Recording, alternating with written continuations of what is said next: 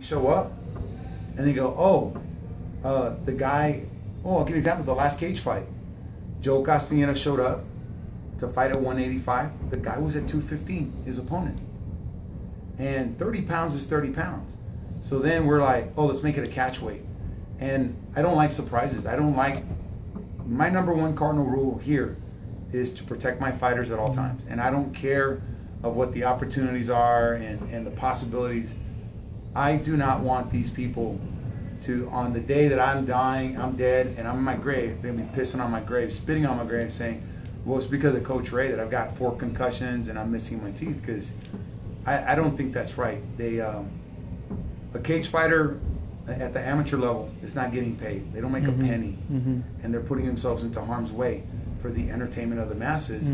So our focus at Dominion has always been keep them safe and protected, because I really want these guys to progress and move up. The next step for us would be legacy. Then once move from legacy, one of the pro venues, and organizations. But I want to make sure that too many fighters take fights because they're hurt, and too many times coaches just do it because it's a crapshoot. I don't want to be that guy, and I'm not going to be that guy.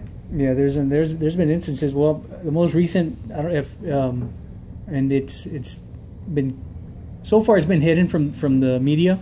There was an event in Ohio where the fighter eventually passed away. You're talking about the kickboxing? Yes. Under Duke Rufus. Exactly. Yeah.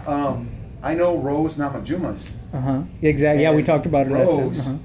Rose, went off on Duke and all those guys, and so because we follow each other on Twitter, I started going to feeds, and so I contacted TDLR and I told them, I said, look, I don't know if you know this, but I sent them the video on the website, and they were like, we're going to give this to the higher ups, because that is a sad state of affairs, that an amateur kickboxer died because a doctor wasn't doing his job, the coach wasn't looking for the symptoms that technically we should all know, and more importantly, I mean,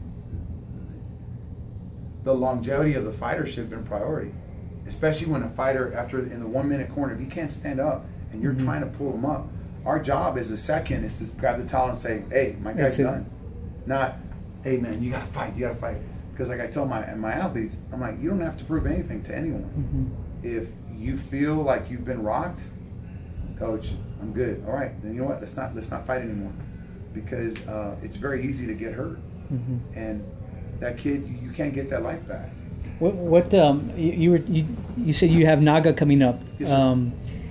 Now, events such as Naga, and then you've got MMA cage fighting. Yes, sir. Are the emphasis the same in training and in performance? Yes.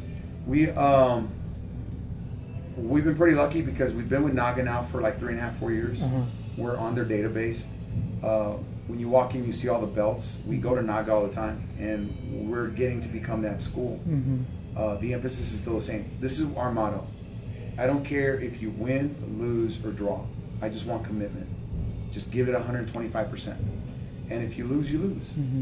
Like I tell everybody, you're not perfect. We're not perfect. What we've been really working hard is to have a balance. Because a lot of schools say, I'm an MMA school and everything's cage fighters.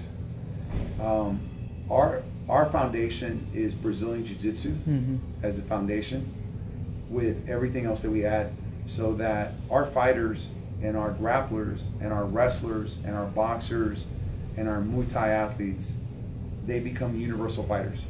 Not, I just do Jiu-Jitsu. No. My focus when we opened up the gym was to have a fighter that says, I've got a cage fight. Okay, I don't care if you're a Muay Thai kickboxer, boxer, grappler.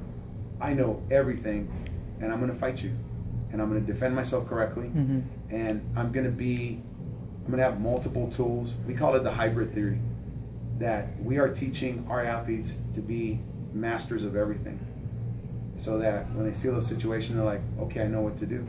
And we're open 7 days a week. We train every day, and I can't do it by myself. And I have coaches that they sacrifice their time and they come in and they